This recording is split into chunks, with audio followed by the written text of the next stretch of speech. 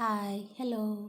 ഇന്ന് നമുക്ക് മലമ്പുഴ ഒന്ന് കണ്ടാലോ. മലമ്പുഴ ഡാമും അതിന് താഴെ ഒരു വലിയ ഗാർഡനൊക്കെ ഇല്ലേ.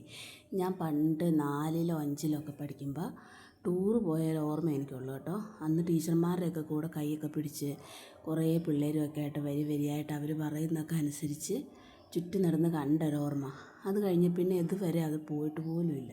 ഒരുപാട് നാളെ വിചാരിക്കുന്നു അവിടെയൊക്കെ ഒന്ന് കാണണമെന്ന്. അപ്പോൾ ഇപ്രാവശ്യം നിങ്ങൾ ഭോപ്പാലിൽ നിന്ന് നാട്ടിലോട്ട് വന്ന വഴിക്ക് പാലക്കാട് മലമ്പുഴ കണ്ടിട്ടാണ് വന്നത്. അങ്ങനെ കാണാനായിട്ട് പ്ലാനൊന്നും ഉണ്ടായിരുന്നില്ല. ഞാനിങ്ങനെ വല്ലപ്പോഴൊക്കെ പറയുമായിരുന്നു മലമ്പുഴ കാണണം, എപ്പോഴെങ്കിലുമൊക്കെ പോകുമ്പോൾ കാണണം എന്നൊക്കെ പറയുമായിരുന്നു. അപ്പം ഞങ്ങളിങ്ങനെ യാത്ര ചെയ്ത് വന്ന സമയത്ത് ഞങ്ങൾ അറിഞ്ഞില്ല മലമ്പുഴ കാണാൻ പോരുന്നുണ്ടെന്ന് കേട്ടോ. പെട്ടെന്ന് സർപ്രൈസായിട്ട് ആ വഴി ഇങ്ങനെ പാലക്കാട് വഴിയൊക്കെ വന്നപ്പോൾ ഞാനിങ്ങനെ ചോദിച്ചു, നമ്മൾ ഡാം കാണാനാണോ പോണേ, ഗാർഡൻ കാണാനാണോ പോണേന്നൊക്കെ. അപ്പോൾ ആന്ന് പറഞ്ഞ് ഞങ്ങൾ പോയി. ഞങ്ങളുടെ കൂടെ റുഹി രാജീവൊക്കെ ഉണ്ടായിരുന്നു. പക്ഷേ നല്ല വെയിലായിരുന്നു കേട്ടോ. ഒരു 3:30-4 മണി സമയമാണെന്ന് തോന്നുന്നു. അതുകൊണ്ട് അവരിറങ്ങിയില്ല കാണാനായിട്ട്. പക്ഷെ ഞാനും പിള്ളേരും അനിയും ഇറങ്ങി. എനിക്ക് ഭയങ്കര എക്സൈറ്റ്മെൻ്റ് ആയിരുന്നു ഇത് കാണണം എന്ന്. പണ്ട് ചെറുപ്പത്തിൽ കണ്ടൊരു ഓർമ്മയല്ലാണ്ട് അതിനെക്കുറിച്ച് ഒരു ഓർമ്മയുണ്ടായിരുന്നില്ല. അപ്പോൾ ദാ ഈ കാണുന്ന കാഴ്ചകളൊക്കെയാണ് മലമ്പുഴ ഡാം. കാണാനായിട്ട് അതിൻ്റെ മുകളിലോട്ടൊന്നും കയറിയില്ല കേട്ടോ. പക്ഷേ ഇതായി കാണുന്നില്ലേ, ഇതാണ് ഡാം. ഞങ്ങൾ ജസ്റ്റ് ആ ഗാർഡൻ്റെ താഴെ കൂടെയൊക്കെ നടന്നേ ഉള്ളൂ. അതിൽ നടന്നുള്ള കാഴ്ചകളൊക്കെ കാണാമെന്ന് വിചാരിച്ചു. ഉച്ച സമയമായതുകൊണ്ട് അങ്ങനെ അധികം ആൾക്കാരൊന്നും ഉണ്ടായിരുന്നില്ല, വലിയ തിരക്കൊന്നുമില്ല. ഗാർഡനൊക്കെ നല്ല ഭംഗിയിൽ അങ്ങനെ നിൽക്കുന്നുണ്ട്. പക്ഷേ എനിക്കങ്ങനെ പണ്ട് വന്നിട്ടുണ്ടെന്ന് അറിയാമെന്നല്ലാണ്ട് വലിയ ഓർമ്മയൊന്നും കിട്ടുന്നില്ല. അവിടെ എന്താണെന്നവിടെ കണ്ടതെന്നൊന്നും ഓർമ്മയൊന്നുമില്ല. പിള്ളേരായിട്ട് നടക്കുന്ന ടീച്ചർമാർ ഐസ്ക്രീം വാങ്ങിച്ചു തന്നൊക്കെ ഓർക്കുന്നുണ്ട് കേട്ടോ. ഇപ്പം ദാണ്ട് അതിനകത്ത് കണ്ടോ, ഒത്തിരി അമൂലിൻ്റെ ഒത്തിരി ഐസ്ക്രീം വെള്ളം കുടിക്കുന്ന കടകൾ അങ്ങനെയൊക്കെ ആയിട്ടുണ്ട്. പണ്ട് അതൊക്കെ ഉണ്ടായിരുന്നോ ആവോ, കാണുമായിരുന്നായിരിക്കും അല്ലേ.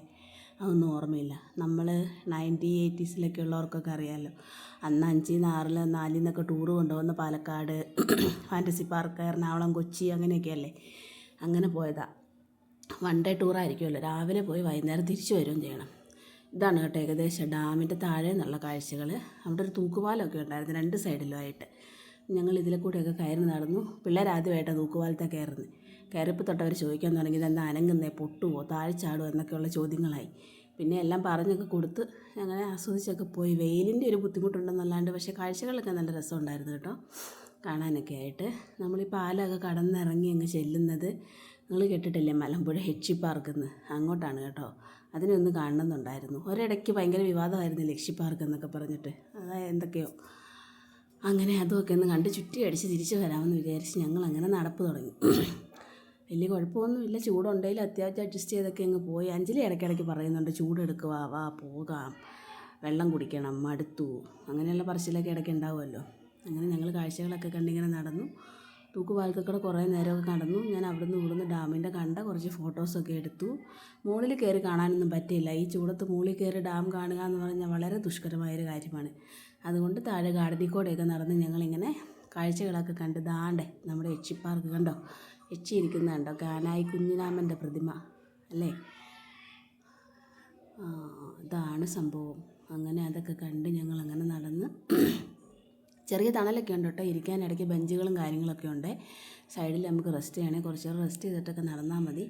ഒരുപാടുണ്ട് ചുറ്റും നടന്ന് കാണാം. പെട്ടെന്ന് കണ്ടിറങ്ങാമെന്ന് വിചാരിച്ചാൽ പക്ഷേ തീരുന്നില്ല. നടന്നിട്ട് കാഴ്ചകൾ ഇഷ്ടം പോലെയുണ്ട്.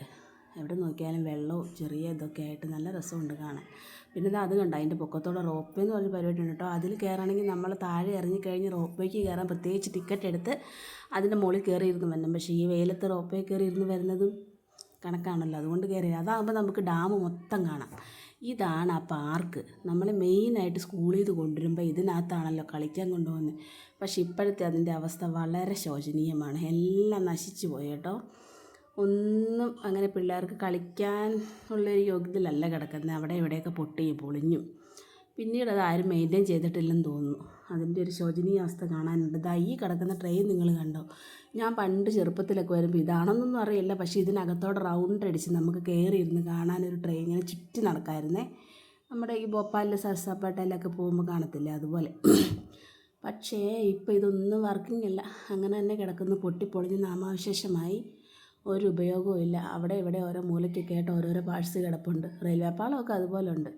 അതിനർത്ഥം പണ്ട് ഇതിനകത്തോട് ഓടിക്കൊണ്ടിരുന്നതാണെന്നല്ലോ. ഇതിൽ കയറിയിരുന്ന് കാഴ്ചകളൊക്കെ കണ്ടായിട്ട് എനിക്ക് ഓർമ്മയുണ്ട്. പക്ഷേ ഇതാ ഇപ്പോൾ ഇതിൻ്റെ അവസ്ഥ ഇങ്ങനെയൊക്കെയാണ്. ഒന്നുമില്ല, സീറ്റുകളൊക്കെ പൊട്ടിപ്പൊളിഞ്ഞ് നാമാവശേഷമായി. അപ്പോൾ ഇതൊക്കെയാണ് മലമ്പുഴ ഗാർഡനിൽ ഇന്നത്തെ വിശേഷങ്ങൾ. Okay, by.